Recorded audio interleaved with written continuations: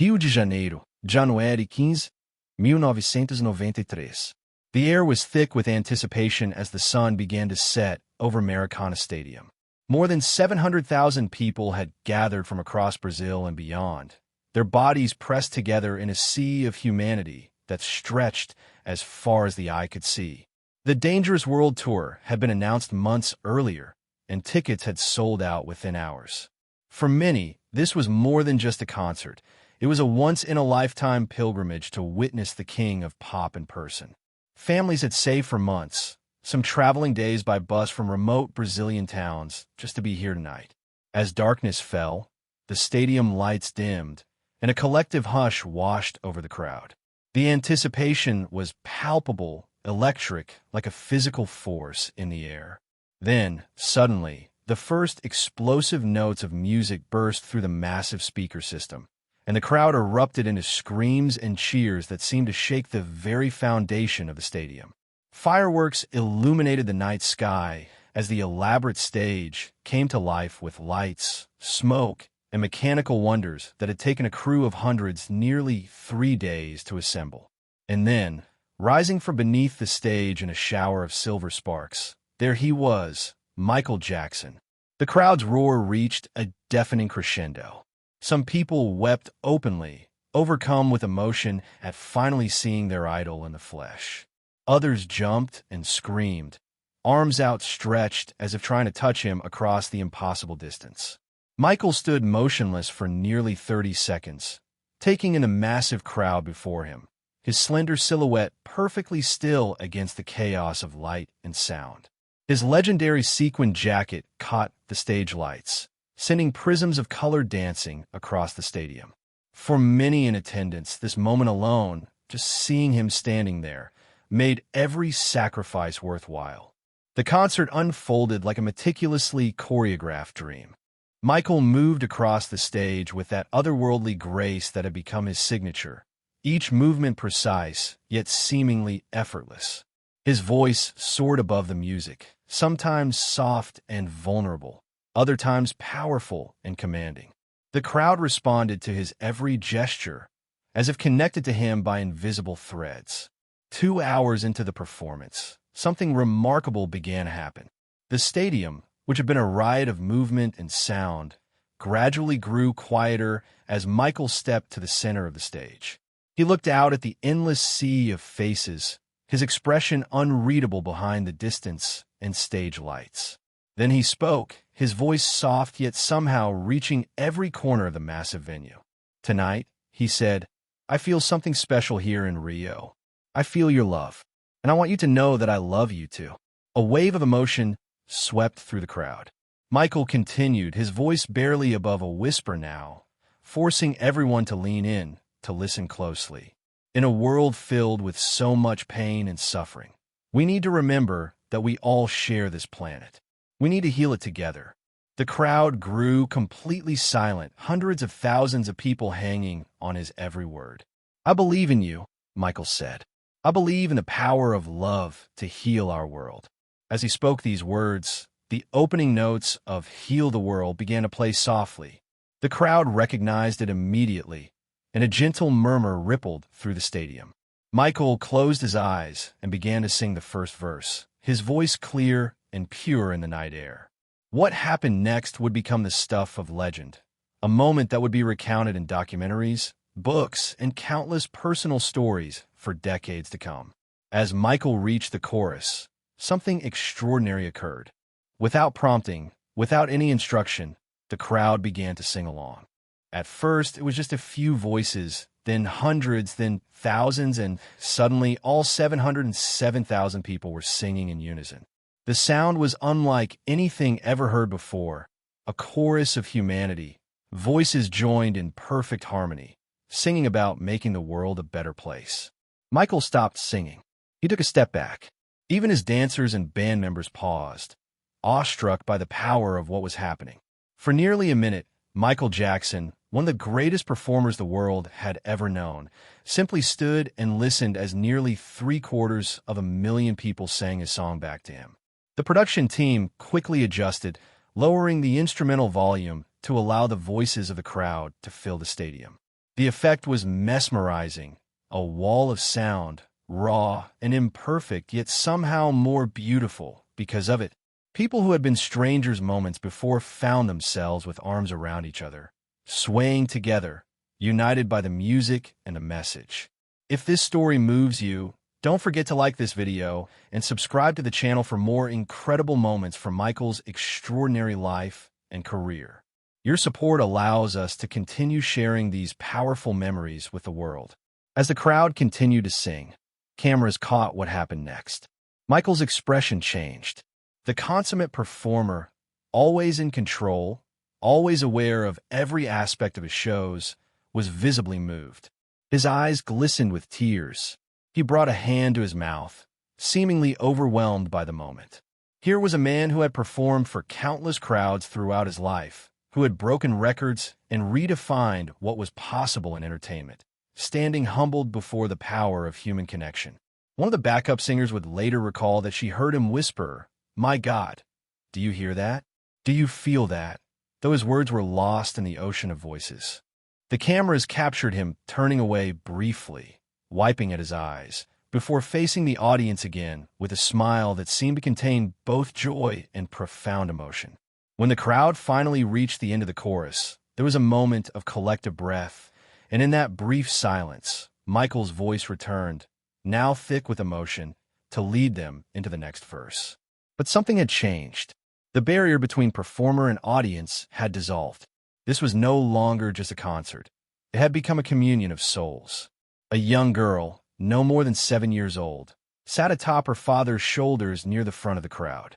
Cameras caught her face, streaked with tears, singing with all her heart, her small hand reaching toward the stage. Somehow, amid the hundreds of thousands of faces, Michael spotted her. In the middle of the song, he walked to the edge of the stage and knelt down, extending his hand toward her. The security team tensed, but Michael gestured for the father to come closer. The man, overwhelmed by the moment, lifted his daughter higher. Michael slipped off the white armband he'd been wearing, a simple piece of fabric that had become one of his iconic accessories during this tour, and handed it to the little girl. Her face transformed with wonder as she clutched the treasured gift to her chest. This small, human connection amid the vastness of the stadium seemed to symbolize everything the song represented: hope, compassion, the recognition of our shared humanity. As the song reached its final chorus, Michael did something unexpected. He stepped back from the microphone and motioned for the band to continue playing. Then, with a gesture that encompassed the entire stadium, he invited the crowd to sing the final chorus alone. The response was immediate and overwhelming. 707,000 voices rose again in perfect harmony, the sound so powerful it seemed to reach beyond the stadium walls and into the night sky above Rio. Michael stood with his arms outstretched, his face tilted upward, bathed in the love of nearly 1 million people singing his message of healing back to him. Those closest to the stage would later describe seeing tears streaming freely down his face now, no attempt made to hide his emotion. For a man who had lived much of his life behind masks, both literal and figurative, it was a rare moment of complete vulnerability. When the final notes faded away, there was a beat of profound silence before the stadium erupted into applause and cheers that lasted for over 5 minutes.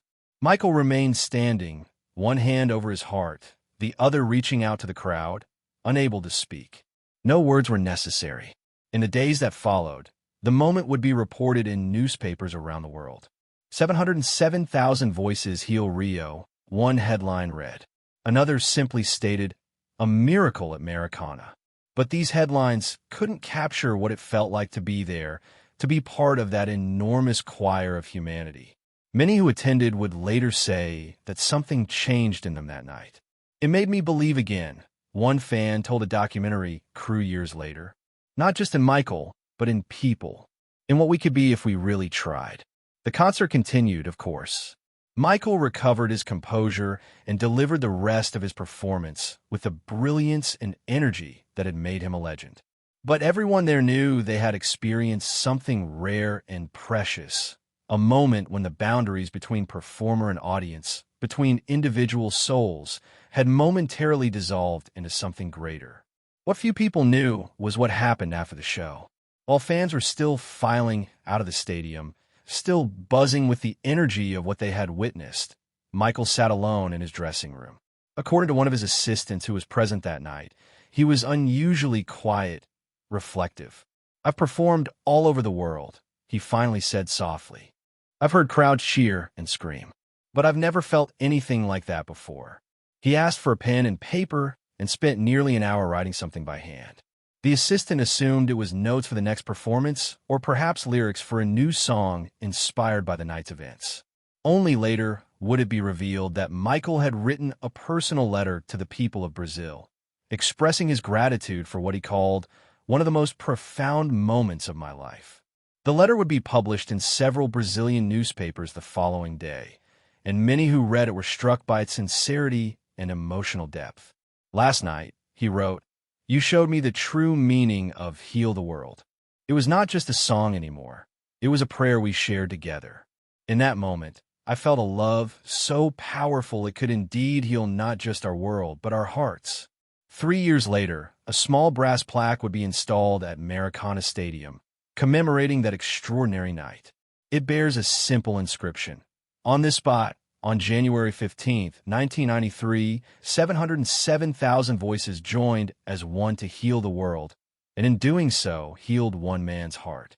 Each year on the anniversary of the concert, fans gather at the plaque, sometimes singing softly together, remembering not just Michael Jackson the superstar, but Michael Jackson the human being who stood vulnerable before them, moved to tears by their collective voice.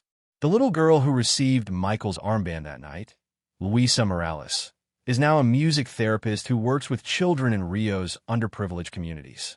She still has the armband, carefully preserved in a simple frame on her office wall. When asked why she doesn't keep such a valuable piece of memorabilia more securely locked away, she always gives the same answer: because it needs to be seen. It needs to remind us every day of what happened when hundreds of thousands of people chose, for just a few minutes, to sing about healing instead of hurting. And it reminds me of a man who, despite all his fame and talent, could still be touched by the simple act of people singing together. In a world that often feels divided and broken, the memory of that night in Rio serves as a reminder of our capacity for unity, for connection across all the boundaries that seem to separate us. It reminds us that sometimes the most powerful healing comes not from the stage, but from the crowd, not from the superstar, but from ordinary people joining their voices together. If this story has touched your heart, please take a moment to like this video and subscribe to our channel. By sharing these moments, we keep Michael's legacy and message alive for generations to come. In the decades since that night in Rio, countless concerts have been held at Maracanã Stadium. The venue has hosted World Cup matches, Olympic ceremonies, and performances by some of the biggest names in entertainment. But ask any longtime employee of the stadium about the most memorable event they've ever witnessed there, and many will mention that January night in 1993. The building itself seemed to be breathing. One security guard who worked that night recalled on the 20th anniversary of the concert, "I've never felt anything like it before or since. It was as if the stadium had a heartbeat." Perhaps that's the true legacy of that remarkable moment. Not just what it meant for Michael Jackson or for those fortunate enough to be present, but what it represents for all of us. A reminder that when we join together, when we unite our voices and our hearts, we can create something beautiful enough to move even the most seasoned performer to tears. In a world that often emphasizes our differences, that night in Rio showed us the power of our shared humanity. And somewhere, perhaps, the echo of those 707,000 voices singing in unison still resonates, a memory of what is possible when we choose, even for just a few minutes, to heal our world together.